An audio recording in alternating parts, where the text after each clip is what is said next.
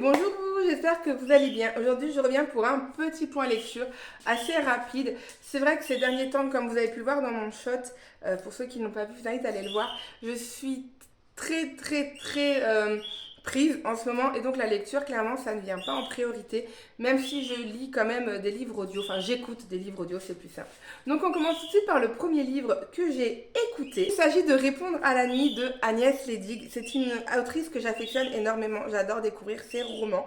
Et celui-ci m'a un petit peu déroutée car ce n'est pas forcément son style d'écriture, on va dire, dans le sens où d'habitude ces romans sont cocooning, avec de l'amour, beaucoup d'émotions. Et là, en fait, on part dans une enquête policière, mais ça arrive en deuxième partie. En première partie, on fait la connaissance de Thémis, qui est une jeune fille qui vit un peu dans la forêt, qui est archère, qui aime la nature plus que tout, le grand cerf qui vit dans les Vosges. Elle chasse pour se nourrir, mais rien de plus. Elle respecte énormément la nature. Elle vit avec son frère de cœur, Rémi, mais elle est aussi entourée de Maxence, qui est audio-naturaliste, de Victoire, qui est guérisseuse. Et en fait, voilà, chacun vit un petit peu dans le respect de cette nature. Et puis, il va y avoir Pierre Richemont, qui est l'homme le plus détestable des Vosges, qui est un homme d'affaires, qui tient une scierie, qui est détesté de tous ses employés, qui est détesté de sa femme, de son fils, et qui est chasseur, qui est également archer. Et lui, son objectif, c'est de remplir sa maison de toutes sortes d'animaux avec une flèche entre les deux yeux, même s'ils sont protégés. Et il s'avère qu'un jour, cet homme va être retrouvé mort de cette façon-là. Et donc, on va se demander qui a tué Pierre Richemont. Bien évidemment, vu que c'est un homme d'affaires très connu, eh ben, il faut que cette affaire avance. Et bien sûr, tout le monde va être suspecté car tout le monde détestait cet homme. Et on va suivre un petit peu toute cette histoire, la découverte de chaque protagoniste un peu plus en profondeur.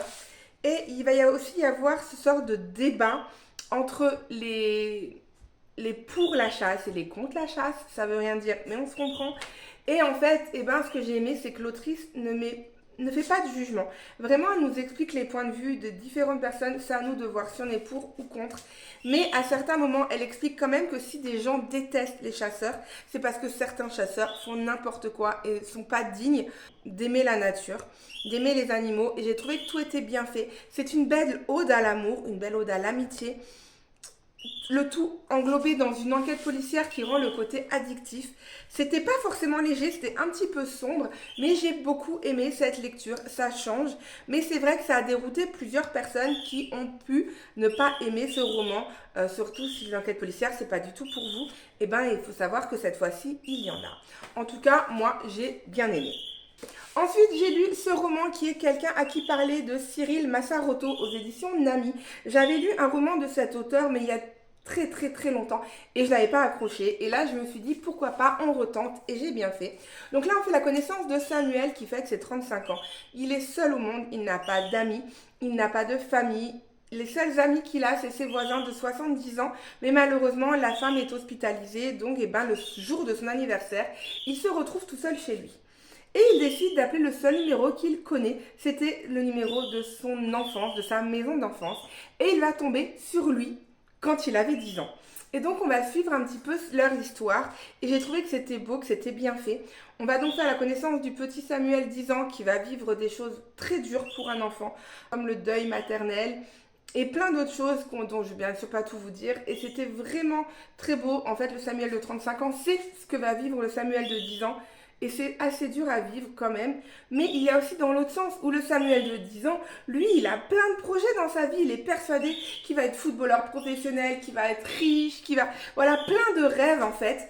Et le Samuel de 35 ans va clairement lui dire mon petit gars, il se passe rien en fait, je suis l'homme le plus malheureux du monde. Et là, le Samuel de 10 ans va lui dire non mais c'est une blague, moi je veux pas ta vie de merde en fait mon gars. Faut que tu fasses quelque chose pour que ma vie soit meilleure que celle que tu es en train de vivre actuellement. Et en fait, Samuel de 35 ans va clairement revivre, essayer de se dire, mais oui, en fait, j'avais des rêves quand j'étais petit. Alors oui, j'ai vécu des choses horribles, mais est-ce que cela va m'empêcher d'être heureux maintenant, 25 ans après?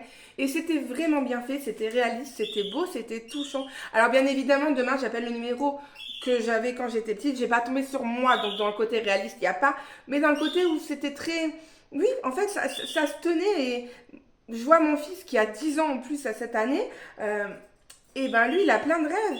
Et je me dis que oui, j'ai envie que ses rêves soient réalisés quand il aura 35 ans. Et c'était voilà, cette part d'enfance qu'il y a en nous que beaucoup de personnes oublient. Et j'ai trouvé que c'était vraiment bien fait, c'était beau, c'était touchant. Moi, j'ai adoré ce roman. C'était voilà, ils disent que c'est une fable sur le temps qui passe et nos rêves restés au bord de la route. Voilà, en une phrase, tout est dit. C'est voilà, moi c'est un roman que je vous conseille. Donc c'est un petit roman aux éditions Nami que vous pouvez trouver partout. Et moi j'ai beaucoup aimé. Ensuite j'ai encore écouté un livre audio qui est La Villa Gloria. C'est le dernier roman de Serena Giuliano qui est sorti il y a très peu de temps et en livre audio, je crois qu'il n'est pas encore tout à fait sorti, je suis pas sûre, je vous avoue. Moi, je l'ai découvert grâce à Ned Gallet. Donc, on fait la connaissance de Iris et de sa maman qui tiennent une maison d'hôtes dans les Pouilles, en Italie. Et c'est vrai que chaque fois, eh ben, il y a des gens qui viennent et qui ont leur vécu. Ils viennent avec leur bagou et on apprend à les connaître. Ça m'a énormément fait penser à la Villa Rose de Debbie Macomber. Clairement, pour moi, c'était presque pareil. À part que ça se passe pas dans les mêmes endroits et que là, c'est une mère et sa fille. Donc, on va déjà faire la connaissance de Iris et sa maman, qui a eu Iris à 16 ans, qui, elle, n'était pas prête à devenir maman. Et donc, voilà. Il faut savoir que la mère de Iris est assez faux-folle. Elle ne tient pas en place. Pour elle, le côté sérieux, c'est pas son truc. Donc, elle n'est pas forcément aimée de tout le monde. Si elle a envie de dire merde aux gens, eh ben, elle le dit. Même si c'est ses clients, elle s'en fout. Et donc, ça, j'ai beaucoup aimé ce côté un petit peu loufoque. Et puis, on fait la connaissance, par exemple, de Carla, qui va arriver pour une semaine de vacances, mais qui, pendant cette semaine de vacances, chaque année, depuis quelques années, fait vœu de silence. Elle ne parle pas. On apprendra à la fin pourquoi, et moi, ça m'a bouleversée. Aussi Valentina et Bianca. Donc Valentina et Bianca qu'on a pu découvrir dans l'année dernière dans un autre roman. C'est pas du tout une suite, c'est juste qu'ils sont là et j'ai trouvé ça super sympa de les remettre, de savoir qu'est-ce qui était arrivé avec voilà Valentina et sa filleule. J'ai trouvé ça tellement beau, j'ai vraiment aimé les retrouver. C'est comme si je retrouvais deux copines en fait et j'ai trouvé ça super bien. Il y a aussi Doria et Eduardo qui est un couple un peu mystique, on sait pas trop ce qui se passe, on sait qu'il se cache des choses derrière. Bien évidemment, on apprendra tout ça également. Et puis il y a un jeune homme dont je ne sais plus son nom, mais qui est juste détestable vraiment, au plus haut point, c'est la aigreur par excellence. Et donc on va suivre un petit peu tout ce beau monde dans les Pouilles. C'est un roman qui est assez rapide. Il faut savoir que moi je l'ai écouté en 4 heures, donc je pense que c'est à peu près pareil pour le lire. Il doit être assez fin. Ça peut-être déplaire quand ça va vite. C'est vrai que j'aurais peut-être voulu, peut-être une petite heure en plus d'écoute, ça aurait été sympa, un peu plus approfondir certains personnages.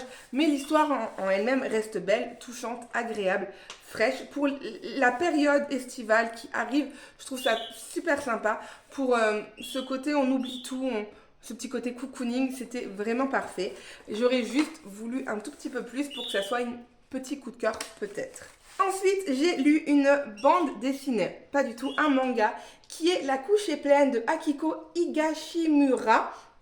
Donc, c'est les galères d'une mère célibataire. Voilà, ça se présente comme un manga, hein, je vais pas vous mentir.